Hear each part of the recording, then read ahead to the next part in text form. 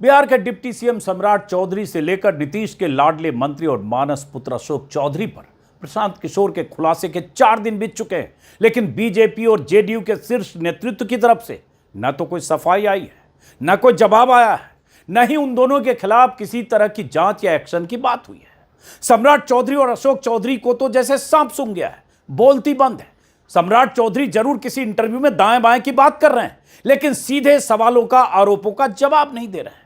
लोग कहते हैं कि बीजेपी और जेडीयू के बाकी नेता, मंत्री और सांसद इन दोनों के बचाव में खुलकर इसलिए नहीं आ रहे हैं क्योंकि उन्हें डर है कि कहीं प्रशांत किशोर उनकी कुंडली न खोल दें, उनके भ्रष्टाचार की कोई फाइल लेकर मीडिया के सामने ना आ जाएं। बिहार में सत्ताधारी गठबंधन के तमाम नेताओं को अब इस बात का डर है कि दूसरे का बचाव करने के चक्कर में कहीं खुद न एक्सपोज हो जाए, खुद न आफत मोल ले लें।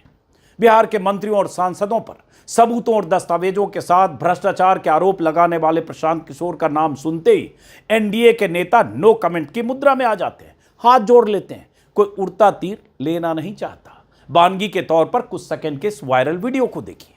टीवी 9 के कार्यक्रम में जैसे ही एंकर ने प्रशांत किशोर का नाम लेकर एक सवाल पूछा, बिहार के पूर्व डिप्टी सीएम तारा किशोर प्रसाद की बत्ती गुल हो गई।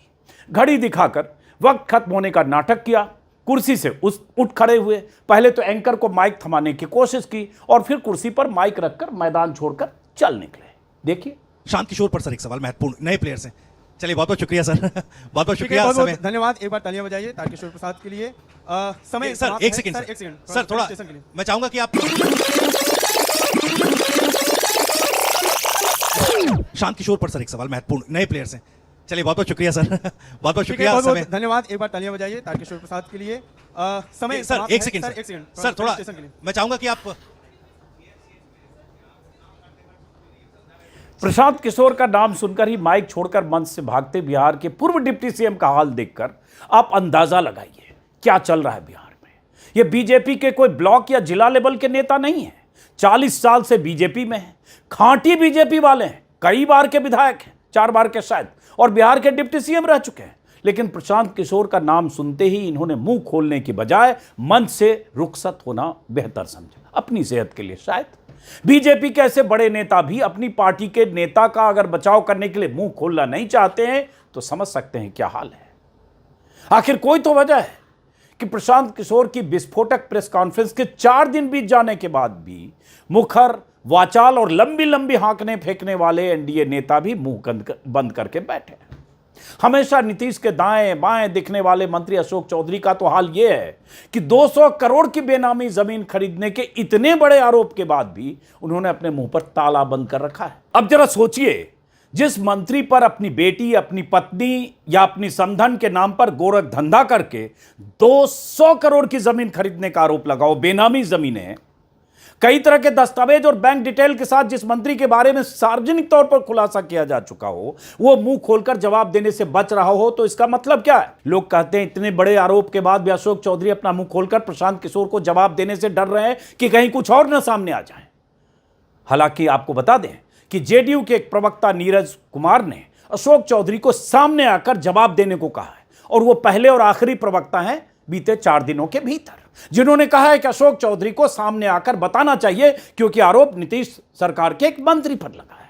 इस बीच आरा के पूर्व बीजेपी सांसद और मोदी सरकार में ही मंत्री रह चुके पूर्व केंद्रीय मंत्री आर के सिंह का एक बयान आया है कि या तो इन मंत्रियों और सांसदों को सामने आकर जवाब देना चाहिए या फिर इस्तीफा देना चाहिए। सामने आना चाहिए और उसका जवाब देना चाहिए, अगर उनके पास जवाब है तो। अगर जवाब नहीं है तो इस्तीफा दे देना चाहिए। जेडीयू या बीजेपी के दूसरे बड़े नेताओं की तरफ से बयान नहीं आया है, लेकिन अब सवाल नीतीश कुमार पर उठ रहे हैं कि क्या वो अपने उस मंत्री से इस्तीफा लेंगे या कहें तो ले पाएंगे, जिस पर तमाम सबूतों के साथ भ्रष्टाचार के आरोप लगे हैं। वैसे नीतीश कुमार जिस अवस्था में हैं उसे देखकर फिलहाल तो ऐसा नहीं लग रहा है। नीतीश कुमार के आसपास की चौकड़ी के एक सदस्य के फंसने के बाद बाकी लोग तमाशा देख रहे हैं, लेकिन कुछ बोल नहीं रहे हैं। पता नहीं अंदर खाने चल क्या रहा है। प्रशांत किशोर अब तक बिहार में सत्ताधारी गठबंधन के 5 नेताओं की कुंडली खोल चुके हैं और बार बार कह रहे हैं कि उनके पास इतने कागजात और सबूत आ रहे हैं कि सहेजना मुश्किल हो रहा है। बीजेपी के प्रदेश अध्यक्ष दिलीप जायसवाल, जिन पर उन्होंने आरोप लगाया कि एक अल्पसंख्यक कॉलेज पर उन्होंने कब्जा किया कई हफ्ते पहले, बीजेपी के पूर्व अध्यक्ष और मौजूदा बीजेपी सांसद संजय जायसवाल, जिन्हें उन्होंने घोषित तौर पर पेट्रोल चोर कहते हुए उनके पारिवारिक पेट्रोल पंप से सरकारी खजाने को चूना लगाने का आरोप लगाया। और सांसद बीजेपी के हैं, स्वास्थ्य मंत्री मंगल पांडे, जिन पर उन्होंने आरोप कई तरह के लगाए, द्वारका में मकान खरीदने में दिलीप जायसवाल से, पिता के अकाउंट के रूट से पैसे लेने से लेकर और कई आरोप। उप मुख्यमंत्री सम्राट चौधरी और ग्रामीण विकास मंत्री अशोक चौधरी की कुंडली तो खोल ही चुके हैं। हालत यह है कि प्रशांत किशोर के बारे में इतना उनके आरोप और इतना उनके बयानों के बाद भी बीजेपी और जेडीयू नेता इस डर से नहीं बोल रहे हैं कि कहीं उनका नंबर ना आ जाए। ये तो हाल है बिहार के एनडीए नेताओं का। और सबसे ऊपर शीर्ष पर जो दो महापुरुष बैठे हैं, मोदी जी और शाह जी, उनकी तरफ से भी सन्नाटा है।